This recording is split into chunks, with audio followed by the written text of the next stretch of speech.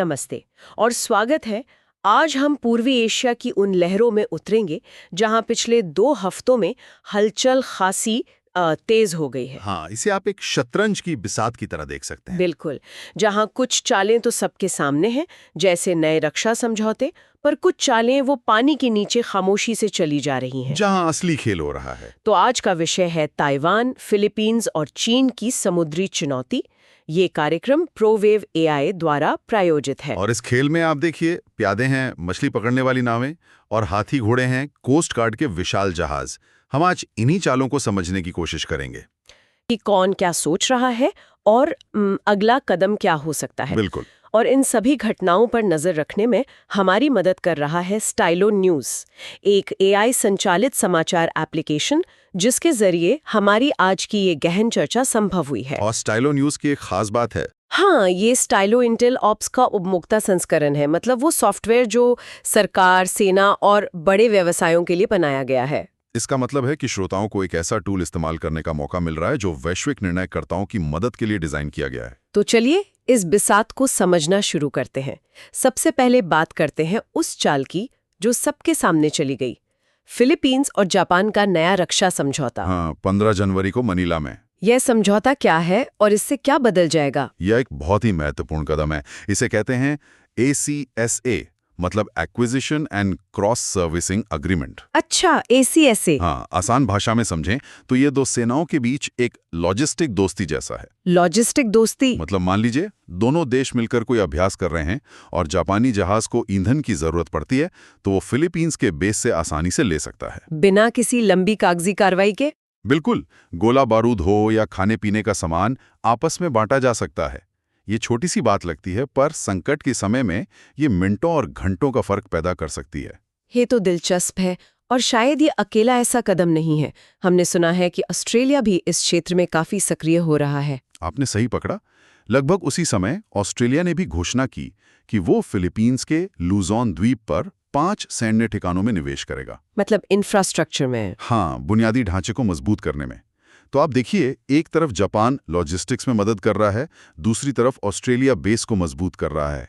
ये सब मिलकर एक बड़ी तस्वीर बनाते हैं। और ये सिर्फ एक समझौता नहीं, बल्कि सोच में एक बड़े बदलाव का संकेत है ना? बिल्कुल। दशकों तक इस क्षेत्र में सुरक्षा का मतलब था अमेरिका क्या करेगा, लेकिन अब फिलीपींस, जापान और ऑस्ट्रेलिया जैसे देश सिर्फ इंतजार नहीं कर रहे हैं। तो क्या ये अमेरिका पर एक तरह का अविश्वास है या ये महज एक प्रैक्टिकल कदम है कि सारे अंडे एक ही टोकरी में ना रखे जाएं? मेरे हिसाब से ये दोनों का मिला-जुला रूप है। इसे आप एक सुरक्षा वेब या मकड़ जाल की तरह देख सकते हैं, जहां हर धागा एक दूसरे को मजबूत करता है। जिसमें अमेरिका अभी भी सबसे मजबूत धागा है। हाँ, पर अब दूसरे देश अपने अपने धागे भी बुन रहे हैं। फिलीपींस के लिए इसका मतलब है चीन के सामने मजबूती से खड़े होने के लिए ज्यादा विकल्प। और जापान के लिए? जापान के लिए इसका मतलब है अपने शांतिवादी संविधान की सीमाओं से बाहर निकलकर हिंद प्रशांत क्षेत्र में एक बड़ी सुरक्षा भूमिका निभाना। और जाहिर है चीन इसे बहुत ध्यान से देख रहा होगा। चीन, अमेरिका और बाकी देशों का इस पर क्या नजरिया है? बिल्कुल। चीन को लगता है कि यह सब उसे घेरने की कोशिश है, उसकी बढ़ती ताकत को रोकने की रणनीति। इसका असर सोशल मीडिया पर भी दिखता होगा। साफ दिखता है। चीन के सोशल मीडिया पर राष्ट्रवाद की लहर काफी तेज है। लोग सरकार की सख्त नीति का खुलकर समर्थन करते हैं। और अमेरिका इन गठबंधनों का स्वागत कर रहा है, लेकिन जैसा आपने कहा, फिलीपींस और जापान जैसे देश अमेरिकी प्रतिबद्धता को लेकर भी सतर्क हैं। वे अपनी दोस्ती मजबूत कर रहे हैं। तो एक तरफ जमीन पर ये नए गठबंधन बन रहे हैं, लेकिन असली तनाव तो पानी में नजर आ रहा है। दक्षिण चीन सागर में पिछले 2 हफ्तों में क्या हुआ? हाँ, दक्षिण चीन सागर की स्थिति बहुत जटिल है। यहाँ 3 अलग-अलग परतें एक साथ काम कर रही हैं। अच्छा। पहली परत है संसाधनों की। 19 जनवरी को फिलीपींस ने एक बड़ी घोषणा की। उन्हें पलावन के पास मलाम्पाया ईस्ट 1 नाम की जगह पर प्राकृतिक गैस का एक विशाल भंडार मिला है। ये तो उनके लिए बहुत बड़ी खबर है, ऊर्जा सुरक्षा के लिए। गेम चेंजर हो सकता है, लेकिन जिस इलाके में यह मिला है उस पर चीन भी अपना दावा करता है। तो यह खोज जितनी बड़ी खुशखबरी है, उतना ही बड़ा तनाव का कारण भी बन सकती है। और दूसरी परत? चीन की रणनीति से जुड़ी है, जिसे ग्रे जोन कहते हैं। ये क्या है असल में? ग्रे जोन रणनीति का मतलब है ऐसे कदम उठाना जो युद्ध की श्रेणी में तो नहीं आते हैं, लेकिन सैन्य दबाव जैसा ही असर पैदा करते हैं। जैसे हाल ही में चीन ने पूर्वी चीन सागर में हजारों मछली पकड़ने वाली नौकाओं को एक साथ तैनात कर दिया। ये साधारण मछुआरे नहीं होते, इन्हें समुद्री मिलिशिया कहा जाता है। अच्छा, तो ये नावें एक तरह की तैरती हुई समुद्री दीवार बना देती हैं। बिल्कुल, जिससे दूसरे देशों के जहाज़ों का आना जाना मुश्किल हो जाता है। यह बिना गोली चलाए किसी क्षेत्र पर अपना नियंत्रण स्थापित करने का एक तरीका है। और फिर तीसरी परत है जहां टकराव लगभग सीधा हो जाता है। हाँ, और यहीं पर स्थिति थोड़ी गंभीर हो जाती है।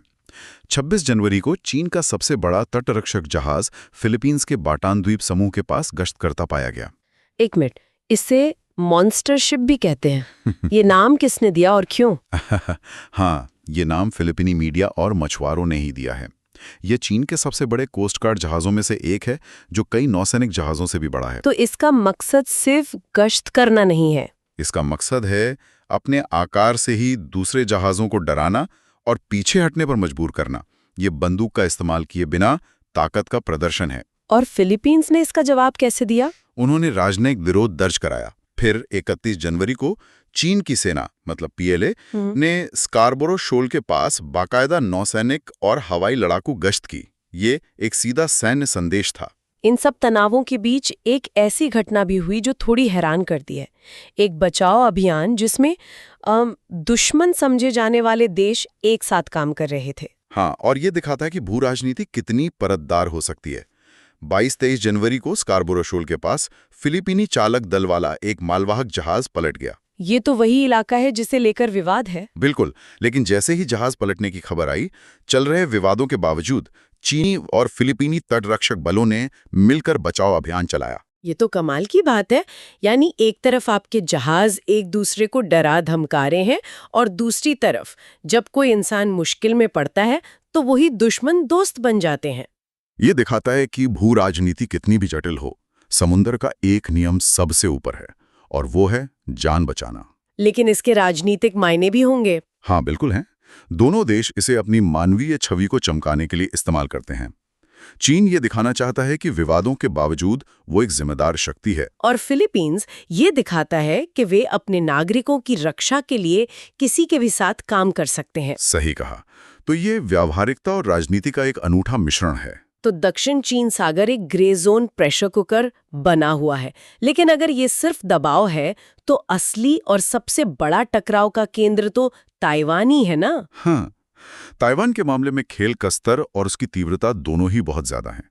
यहाँ चीन सिर्फ दबाव नहीं बना रहा, बल्कि अपनी सैन्य क्षमताओं का खुलकर प्रदर्शन और अभ्यास कर रहा है। जैसे वो मध्य रेखा को पार करने वाली घटनाएं। हाँ, वो तो अब लगभग रोज की बात हो गई है। उसका मकसद ताइवान की वायुसेना को थकाना है। लेकिन अब हम कुछ नई और ज्यादा चिंताजनक रणनीतियां देख रहे हैं। किस तरह की नई रणनीतियां? जैसे 23 जनवरी को एक चीनी सैन्य निगरानी ड्रोन ने ताइवान के नियंत्रण वाले प्रातास द्वीप के ठीक ऊपर से उड़ान भरी। ये सलामी स्लाइसिंग रणनीति का हिस्सा है? बिल्कुल, ये सलामी स्लाइसिंग का एक क्लासिक उदाहरण है। मतलब आप नियमों का उल्लंघन इतने छोटे छोटे टुकड़ों में करते हैं कि कोई भी एक उल्लंघन युद्ध का कारण ना बने, लेकिन धीरे धीरे आप यथास्थिति को बदल देते हैं। और वो मछली पकड़ने वाली नावों वाली रणनीति, क्या वो ताइवान के पास भी इस्तेमाल हो रही है? हाँ, और यहाँ उसका पैमाना बहुत बड़ा था। 28 जनवरी को चीन ने ताइवान के पास लगभग 2000 मछली पकड़ने वाली नौकाओं को इकट्ठा किया। 2000? हाँ, ये तो एक तरह से समुद्री नाकाबंदी का अभ्यास हुआ। सही समझे। सोचिए, 2000 नावें मिलकर ताइवान के किसी बंदरगाह का रास्ता रोक गए। ये हमला नहीं है, पर यह ताइवान के व्यापार को ठप कर सकता है। और सबसे हालिया घटना 1 फरवरी की है, इलेक्ट्रॉनिक जैमिंग वाली। हाँ, जब चीनी नौसेना ने विदेशी सैन्य विमानों को चेतावनी देने के लिए इलेक्ट्रॉनिक जैमिंग मिसाइलों का इस्तेमाल किया। ये दिखाता है कि वे किसी भी बाहरी हस्तक्षेप को रोकने की क्षमता बना रहे हैं। तो ये सिर्फ संदेश भेजना नहीं है, ये असल में अपनी बढ़ती सैन्य क्षमता का अभ्यास और प्रदर्शन है। बिल्कुल, ये एक क्षमता निर्माण और इरादे का प्रदर्शन दोनों है, और ये क्षमता जमीन पर भी दिख रही है। जैसे सैटेलाइट तस्वीरों से पता चलता है कि चीन पैरासेल द्वीप समूह में एक नया सैन्य अड्डा बना रहा है, और उनका नया विमानवाहक पोत फुजियान भी अब पूरी तरह से ऑपरेशनल है। इसी माहौल में जब अमेरिकी सीनेटर मार्को रूबियो कहते हैं कि चीनी राष्ट्रपति शी जिनपिंग ताइवान के एकीकरण को एक व्यक्तिगत ऐतिहासिक मिशन के रूप में देखते हैं, तो इन तैयारियों का मतलब और भी गंभीर हो जाता है। हाँ, ये सब एक दूसरे से जुड़ा हुआ है।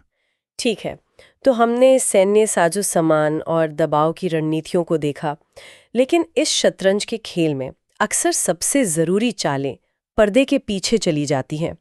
चीन की आंतरिक राजनीति, क्षेत्रीय कूटनीति, इनका क्या असर हो रहा है? ये एक बहुत जरूरी सवाल है।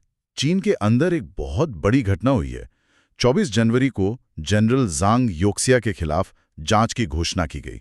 ये तो शी जिनपिंग के करीबी माने जाते हैं। हाँ, और चीन के शीर्ष सैन्य नेताओं में से एक हैं।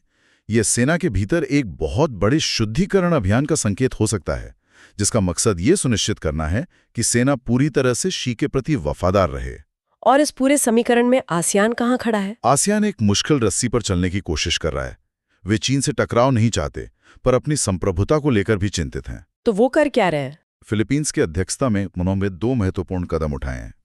पहला, म्यांमार में सेना समर्थित चुनावों को खारिज कर दिया है, और दूसरा, जो ज्यादा महत्वपूर्ण है, वे दक्षिण चीन सागर के लिए एक आचार संहिता को अंतिम रूप देने के लिए चीन के साथ हर महीने बातचीत करने पर सहमत हुए हैं। लेकिन ये बातचीत तो सालों से चल रही है। हाँ, और प्रगति बहुत धीमी है, लेकिन मासिक बैठकें एक नई अर्जेंसी का संकेत देती हैं। और इन सभी भू राजनीतिक तनावों के ऊपर एक और खतरा मंडरा रहा है, जिस पर किसी का नियंत्रण नहीं है, प्रकृति का। हाँ, और इसे अक्सर नजरअंदाज कर दिया जाता है।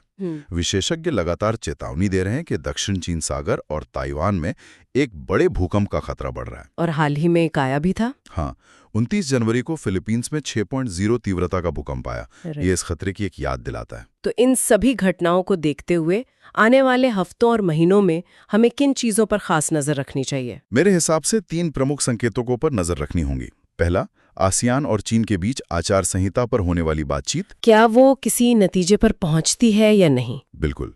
दूसरा, ताइवान के आसपास चीन की सैन्य गतिविधियां।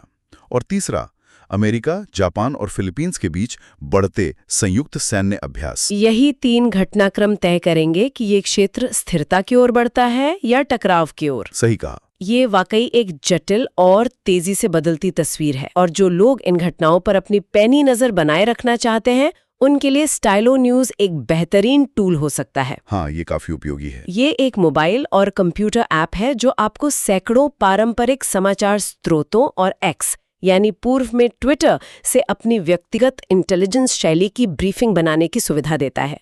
आप www.stylonews.com पर जाकर सदस्यता ले सकते हैं। इन सभी जटिलताओं को समझने की कोशिश करते हुए एक सवाल ये भी उठता है कि इस क्षेत्र में सबसे बड़ा खतरा किसी योजनाबद्ध युद्ध का है या किसी छोटी सी दुर्घटना का जो नियंत्रण से बाहर हो जाए। ये एक बहुत ही जरूरी सवाल है, और शायद एक ऐसा विचार जिस पर हमारे श्रोताओं को भी सोचना चाहिए। आज इस गहरी चर्चा के लिए बहुत बहुत धन्यवाद। मुझे भी इस बातचीत में बहुत मजा आया।